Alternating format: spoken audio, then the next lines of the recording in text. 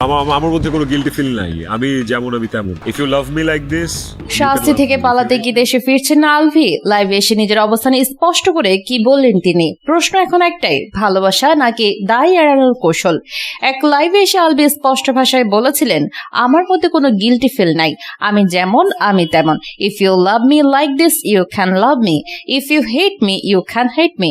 স্পষ্ট কথা বলার কারণে যদি কেউ আমাকে অপছন্দ করে, ওইটা নিয়ে আমি একদমই ভাবি না বা বিচলিত হই না। যারা স্পষ্ট কথা নিতে পারে না তারা আমার থেকে দূরে থাকুন, সেটা তাদের জন্যও ভালো, আমার জন্য ভালো। লাইভে এমন আত্মবিশ্বাসী বক্তব্য দিলেও বাস্তব পরিস্থিতি কিন্তু সম্পূর্ণ ভিন্ন ছবি দেখাচ্ছে। ইকরার মৃত্যুর 3 দিন হয়ে গেল, এখনো দেশে ফিরছে না আলভি। বরং এবার জানা গেছে আলভি আর বাংলাদেশে ফিরতে চান না।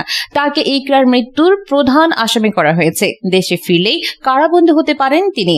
আর এই কারণেই কি দেশে না ফেরার সিদ্ধান্ত? বর্তমানে তিনি নেপালে অবস্থান করছেন। যে নাটকের শুটিং এ আলভি নেপালে গিয়েছিলেন সেই কাজ শেষ হয়ে গেছে 2 দিন আগেই।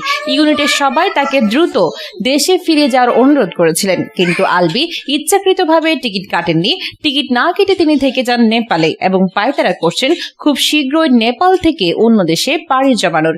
ইকরার মরদেহ বিকেল 5টা পর্যন্ত রাখা হয়েছিল শুধু আলভির জন্য। 7 ঘন্টা দাফনে দেরি করা হয়, কিন্তু শেষ বিদায় জানাতেও আসেননি এই পাষণ্ড আলভি। ভাবতে অবাক লাগে, ভালোবেসে বিয়ে করেছিলেন ইকরাকে, তখন তার পকেট ছিল শূন্য। ইকরার মতো সচ্ছল পরিবারের বুদ্ধিমতী এবং শিক্ষিত মেয়েটি আলভির প্রতিটি স্ট্রাগলে তার পাশে ছিল। নিজেও সে কঠোর পরিশ্রম করেছে, জব করেছে সংসার চালাতে।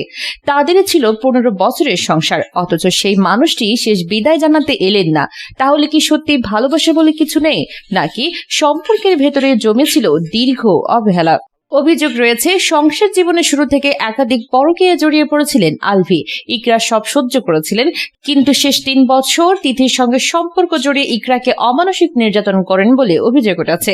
মৃত্যুর আগে ইকরা একটি আলাদা রুম নিয়ে একা থাকতে চেয়েছিলেন, এমন তথ্য সামনে এসেছে।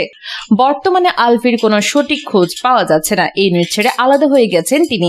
নেপাল থেকে দ্রুত অন্য দেশে চলে যাওয়ার প্রস্তুতি নিচ্ছেন বলেও জানা গেছে। তাহলে প্রশ্ন থেকেই যায়, শাস্তি এড়াতে কি এই সিদ্ধান্ত, নাকি নিজের নিরাপত্তার অজুহাতে দেশ ছাড়ার পরিকল্পনা?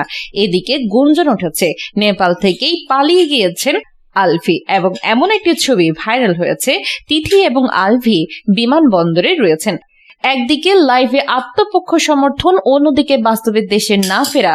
এই দ্বৈত অবস্থা নিয়ে এখন সোশ্যাল মিডিয়ায় তুমুল আলোচনা চলছে। আলভির দেশে না ফেরাটাই তার দোষ স্বীকার করে নেওয়ার সমান, এমনটাই বলছে নেটিজেনরা। ভিউয়ার্স, আলভি কি সত্যি আর বাংলাদেশে ফিরবে না, নাকি সঠিক সময়ের অপেক্ষা করতেই ছলনার আশ্রয়? আপনাদের মন্তব্য কি? অবশ্যই কমেন্ট করে জানান। ভিডিওটি শেয়ার করতে ভুলবেন না।